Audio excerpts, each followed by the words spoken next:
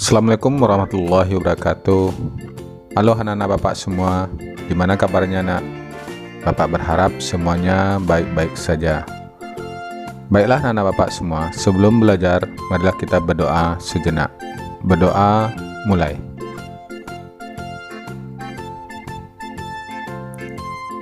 Selesai.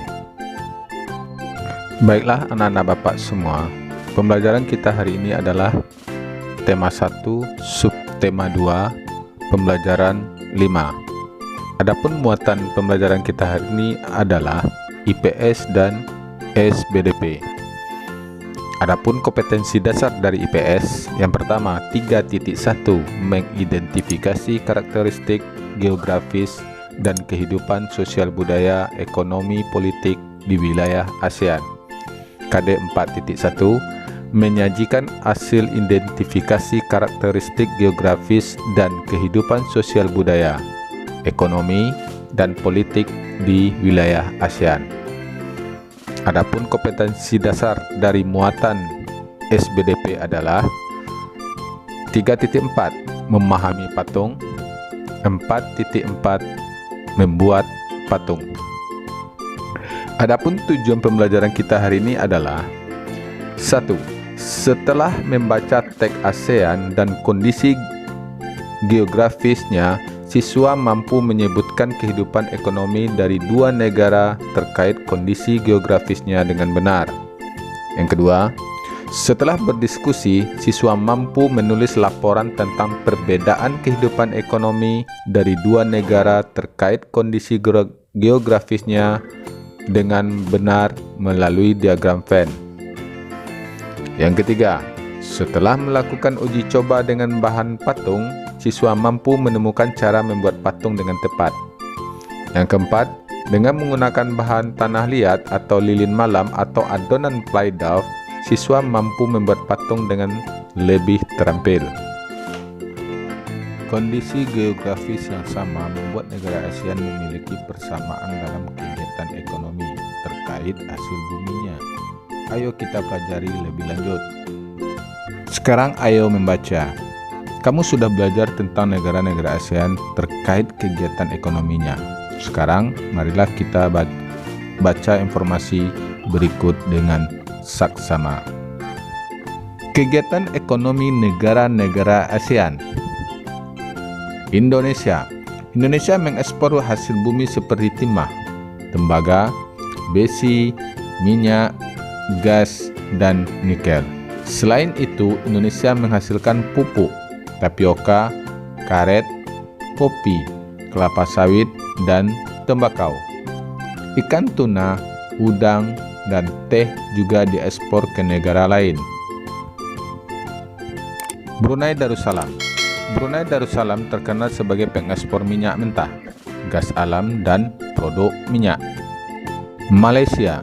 Penduduk Malaysia bermata pencarian dalam bidang pertanian, pertambangan, dan perindustrian.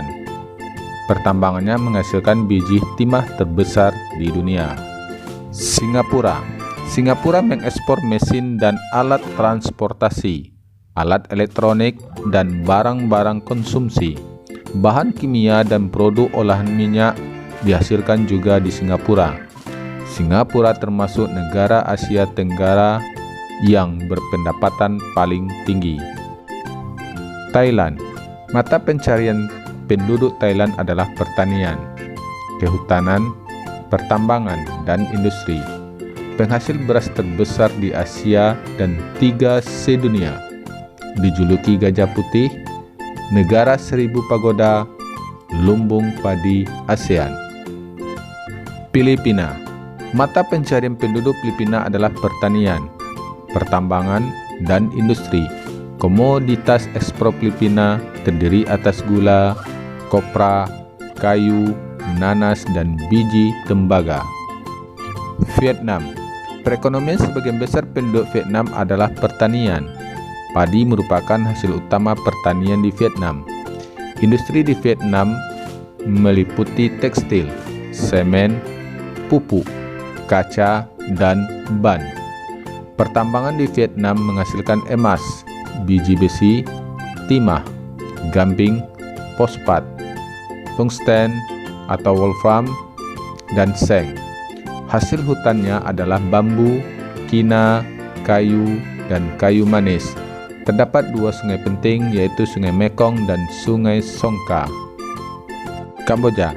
Sebagian besar penghidupan penduduk Kamboja di sektor pertanian. Laos. Rakyat Laos hidup di sekitar pertanian yang menghasilkan beras, jagung, tembakau, jeruk, dan kopi. Myanmar. Komoditas perdagangan Myanmar meliputi kayu, terutama kayu jati, beras, pupuk, dan berbagai barang kerajinan. Di pembelajaran 1, kamu sudah memiliki 2 negara ASEAN dan membandingkannya dalam hal kegiatan ekonomi. Setelah kamu membaca informasi di atas, lengkapilah diagram Venn-mu. Kamu bisa menambah informasimu melalui buku di perpustakaan, bertanya kepada guru atau sumber informasi lainnya. Nah, sekarang ayo berkreasi. Foto di samping adalah patung di Indramayu. Buah mangga merupakan identitas kota tersebut. Begitu pula dengan patung rusa. Banyak seniman menggunakan benda atau makhluk hidup di sekitar sebagai inspirasi mereka. Patung apa yang kamu buat? Pada pembelajaran 2, kamu sudah menentukan model patungmu. Sekarang lanjutkan kreasimu sampai selesai.